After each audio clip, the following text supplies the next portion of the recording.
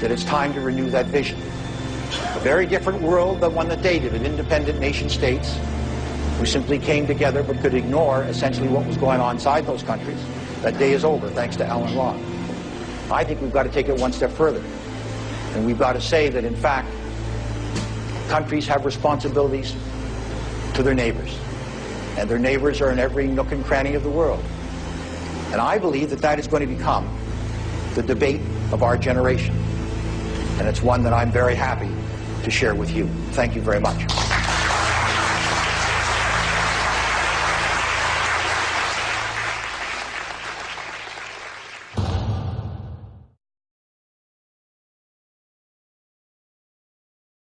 If there's one thing we've learned from history, it's that no one can resist the pursuit to conquer the world.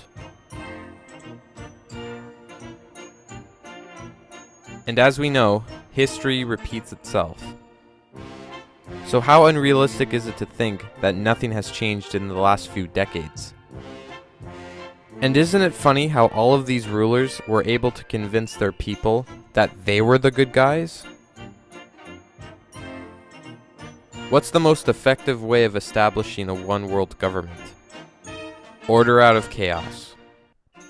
Create a crisis, and then the solution that favors you.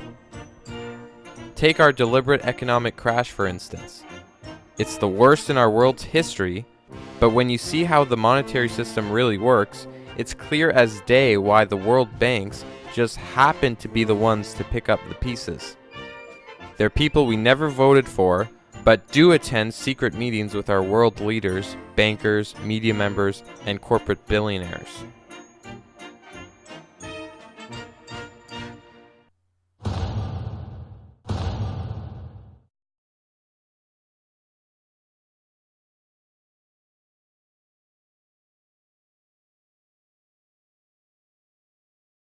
As dire as all of this looks, remember everyone, the government is servants of the people, not the other way around.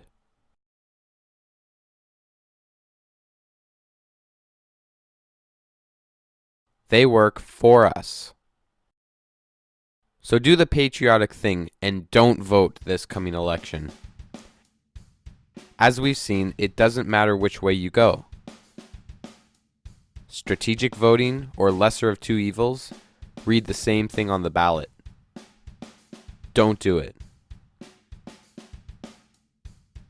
So what do we do instead? Just pick up the phone. Imagine every day the government receiving phone calls and emails from the same number of people who voted last election, but this time demanding changes to be done concerning the topics of this film.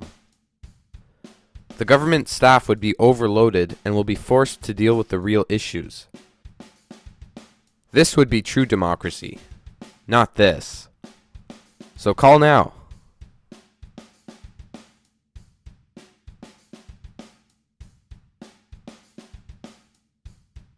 This is the most effective approach I see, because protests are basically just a group of people who don't know what to do. And all it takes is for one idiot to turn violent, and before you know it, things get out of control, people get hurt, and nothing gets done. So don't do it. If we can peacefully fix these issues from the comfort of our own homes, why not? And if you're the leader of another political party, quit waiting to be elected and join the real solution. You should know by now that the first step in becoming Prime Minister is make friends with Paul Desmarais. Here's yet another quick word fact.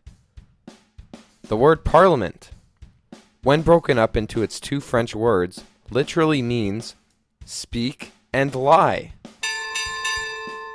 Well, of course. So please, if you're watching this, get up and do something. It would only take a few minutes out of your daily lives to really help out your country.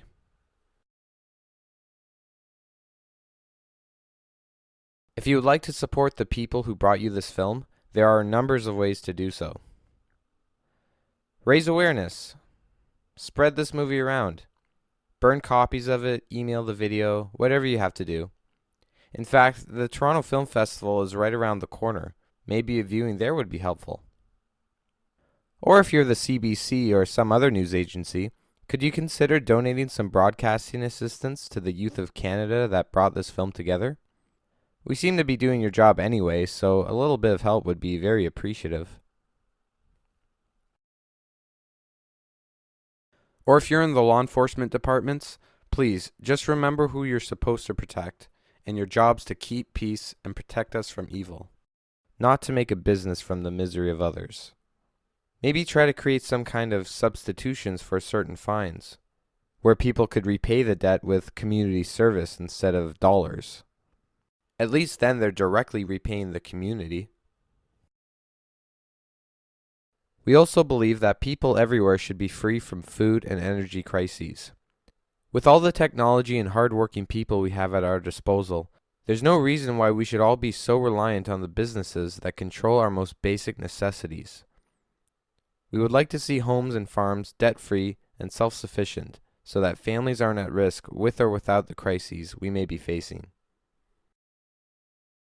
I realize most Canadians are strapped for cash with the current recession, but this is where you influential and wealthy Canadians can really make a difference. Besides, in a depression, there won't be anyone buying your CDs, Avril, or anyone going to your hockey games, Crosby.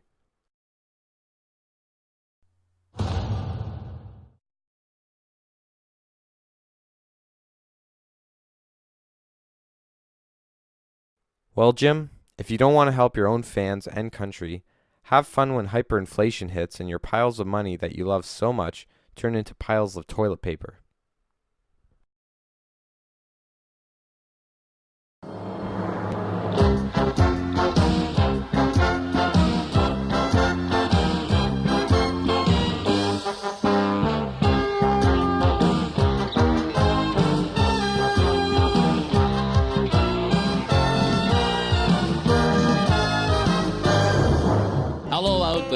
We're on the air, it's hockey night tonight. Tension grows, the whistle blows, and the puck goes down the ice. The goalie jumps and the players bump and the fans all go insane. Someone roars, Bobby scores at the good old hockey game. Oh, the good old hockey game is the best game you can name. And the best game you can name is the good old hockey game. Second period, where players dash with skates aflash. The home team trails behind, but they grab the puck and go bursting up, and they're down across the line.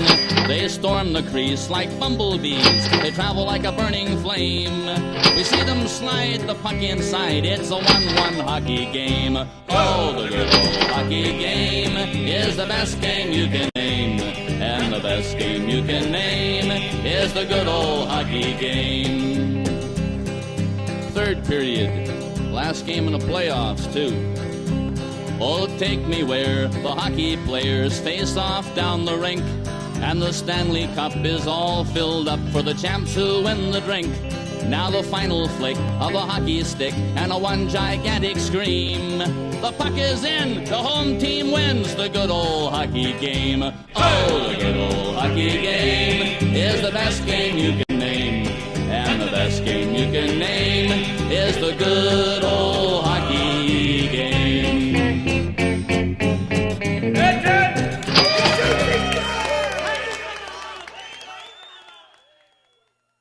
Don't tell me Canadians can't help each other out. If you would like to support our causes, here's the contact information to help out with donations or any other kind of assistance.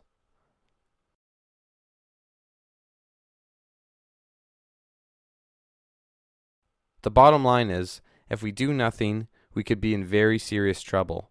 So just make a phone call or lend a hand, because the future of our country depends on it.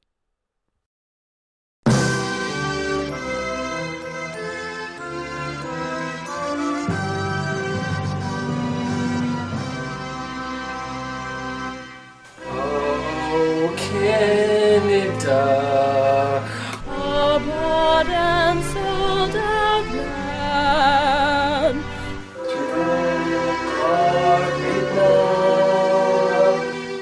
and all our banks come